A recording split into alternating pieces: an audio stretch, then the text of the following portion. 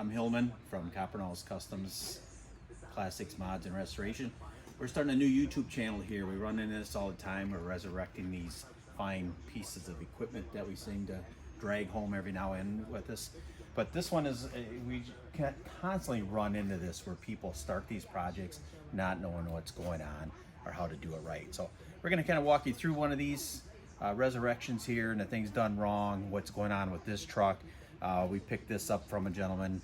It's been sitting like 15 plus years, hasn't been driven. That seems to be our MO. We drag home the stuff that nobody else wants, get it running, we have fun, bomb it around, do what we need to do. But obviously we want to make them safe. We want to be able to drive them on the road, safe to go down the road, stop, start, everything's in there correctly. So we just thought we'd walk you through the things that are done wrong with this truck to begin with. They started with the lift. You can see it has at least an 8-inch lift in it with some big 40s on it right now. It clears those pretty easy.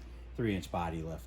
It is rusty. It's one of those trucks we don't know whether we're going to paint it or if we're just going to leave it as is and have fun, use it as a mudder, whatever, bomb it through the woods. At this point it doesn't matter because the paint isn't pretty. But we'll walk around the truck here quick, show you some of the stuff that's wrong.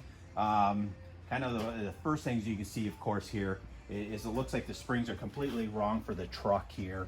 We're still trying to find what the part number is. Can't even come up with this part number with these springs even fit. You can tell on the shackle here on it. They had, hopefully you can see, but they had a fuel cell sitting in the back of the truck. So every time it snowed or rained, it was filling up with water. So we had to put a new fuel pump in it, new carburetor on it, completely redo the fuel system. We've got the new tank lines here off a parts truck we have out back, etc. to get that loaded in here. Fuel cell will get eliminated on it here. Obviously Wisconsin, every time it snows or rains, we don't want to have fuel problems with this truck. So moving along to the front, things get a little more hairy on it here.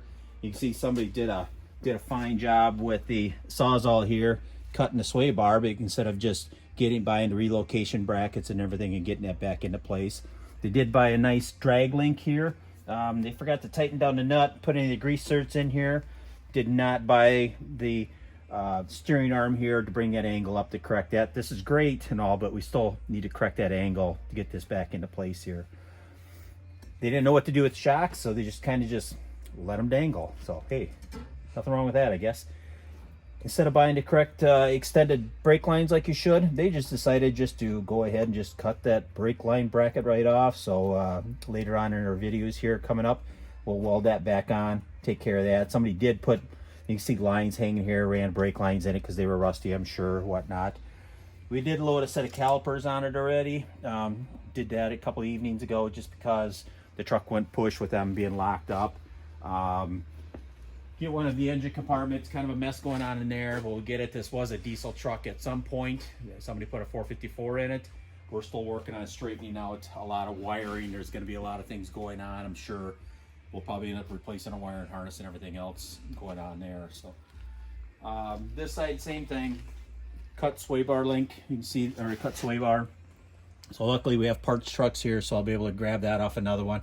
Same thing here, you know, brake line, just cut the bracket. We'll get the shocks figured out here once I got the correct length and dimensions of how to get that in, what size we need there, go through the steering on it here and whatnot on it. So that's kind of the rundown. Oh, yeah, and the last one here is, of course, they have these big old Mickeys on it. Too bad we can't buy these anymore. These things are just way too cool, but from what I can tell, I can't find a replacement for these. So we're gonna run the 15-inch wheels just because I'm old school like that. I like to look at a 15-inch wheel with a big tire. Lug nuts. This is an old school wheel. This is meant to have a shanked lug nut. They were running just a regular acorn style lug nut. I can't believe anybody even think about driving this down the road without the correct lug nuts on there. Too often we get a lot of these trucks in, we see that. Again, there's a big tire to lose going down the road, it would be a mess. So that's kind of a quick rundown on this one we've got going on. We've got a whole parking lot full of other ones we'll be working on in the future here, but this is our current project.